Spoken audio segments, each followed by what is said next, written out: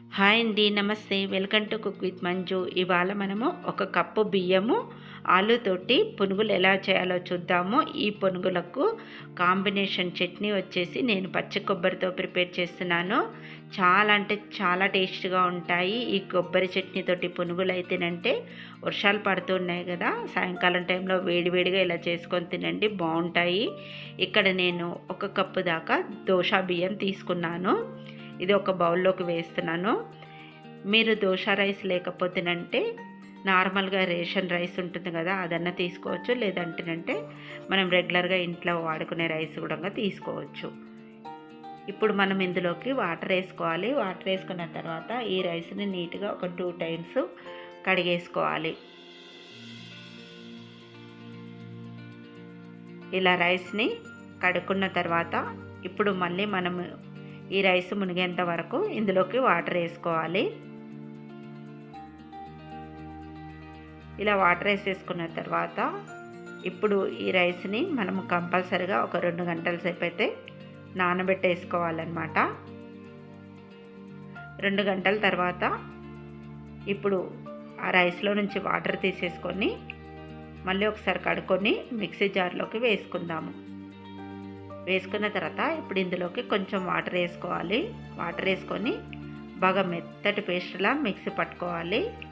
ఇక్కడ చూపిస్తున్నాను చూడండి, ఇలా మిక్సీ పట్టుకోవాలి. ఇప్పుడు ఈ బియ్యం పిండిని మనం ఒక బౌల్లోకి వేసుకుందాము. ఇలా బౌల్లోకి వేసేసుకున్న తర్వాత కొంచెం వాటర్ వేసుకొని మిక్సీ జార్లోకి నీట్గా కడుక్కొని వేసాను.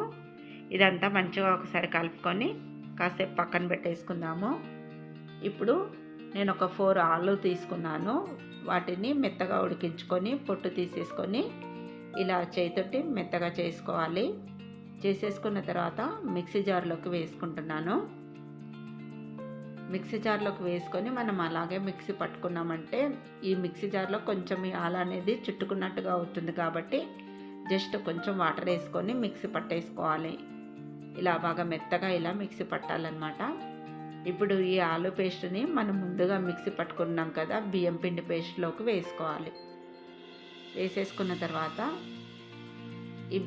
ఈ బియ్యం పిండి ఆలు పేస్ట్ 2 కూడా మంచిగా కలిసేటట్టు కలుపుకోవాలి. ఇలా మనకు కొంచెం పలచగా అనిపించింది కదా బియ్యం పిండి పేస్ట్ మిక్సీ పట్టుకున్నప్పుడు, కానీ ఇలా మనం ఆలు పేస్ట్ వేసుకొని మంచిగా కలిపే వరకు మనకు ఈ కన్సిస్టెన్సీ అనేది కరెక్ట్గా వస్తుందన్నమాట. పునుగులు వేసుకునే విధంగా ఇక్కడ చూపిస్తున్నాను చూడండి, ఇలా వచ్చేస్తుంది. ఇలా ప్రిపేర్ చేసుకోండి. ఇప్పుడు మనం ఇందులోకి ఒక 2 పచ్చిమిర్చిని తీసుకొని ఇలా చిన్న చిన్న ముక్కలుగా కట్ చేసుకొని వేసుకోవాలి. అలాగే ఒక 1/2 ఇంచ్ అల్లం తీసుకొని పీల్ తీసేసి ఇలా తురుముకొని వేసుకోండి. తర్వాత ఇందులోకి ఒక కొత్తిమీర కట్ట కంప్లీట్గా వేసుకోవాలి. నీట్గా కడుక్కొని కట్ చేసుకొని వేసేయండి. తర్వాత ఒక ఉల్లిపాయ ఇలా చిన్న చిన్న ముక్కలుగా కట్ చేసుకొని వేసుకోవాలి. రుచికి సరిపడినంత ఉప్పు వేసుకోండి. 1 టీ స్పూన్ వేసాను. తర్వాత ఇప్పుడు మనం ఇందులోకి కొంచెం జీలకర్ర వేసుకోవాలి. వేసుకున్న తర్వాత ఇవన్నీ కూడా బాగా కలిసేటట్టు ఇలా కలిపేసుకోండి.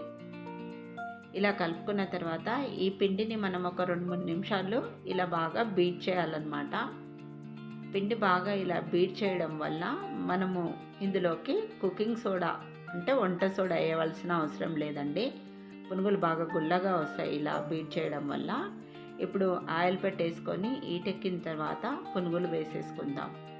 పెద్ద సైజులో కాకుండా కొంచెం ఇలా చిన్న సైజులోనే వేసేసుకోండి.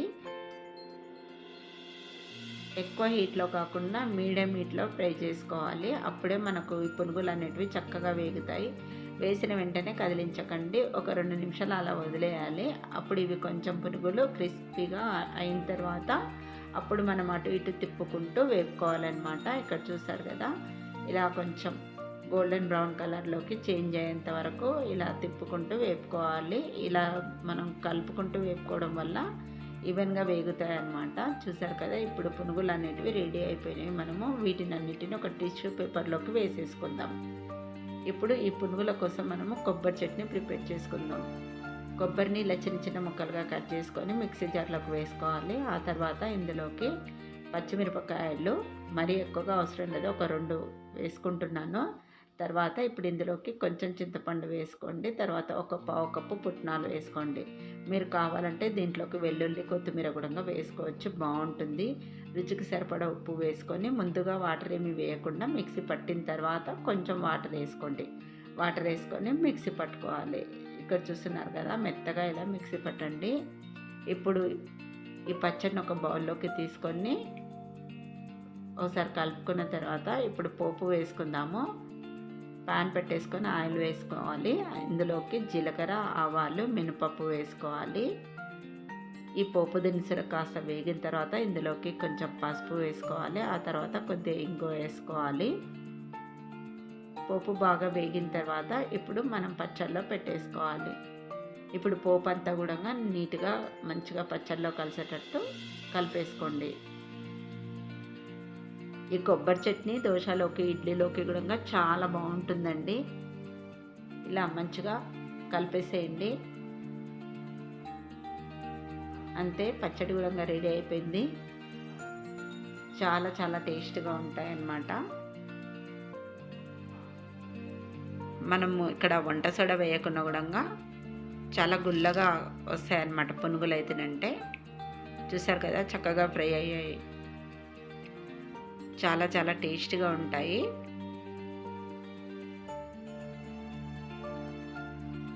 టమాటో చట్నీ కంటే మనకి కొబ్బరి చట్నీ తోటి చాలా బాగుంటాయండి. చూసారు కదా, మరి మీకు ఈ రెసిపీ నచ్చినట్టయితే తప్పకుండా ట్రై చేయండి. ట్రై చేసిన తర్వాత ఎలా వచ్చిందో నాకు కామెంట్ రూపంలో తెలపండి. మరిన్ని ఇంట్రెస్టింగ్ వీడియోస్ కోసం ప్లీజ్ నా ఛానల్ని సబ్స్క్రైబ్ చేయండి. అలాగే లైక్ ఇవ్వడం అయితే మర్చిపోకండి. వీడియో నచ్చితేనంటే మీ ఫ్రెండ్స్కి, రిలేటివ్స్కి కూడా షేర్ చేయండి. ప్లీజ్ అండి, నాకు సపోర్ట్ చేస్తూ ఉండండి. Thanks for watching my video.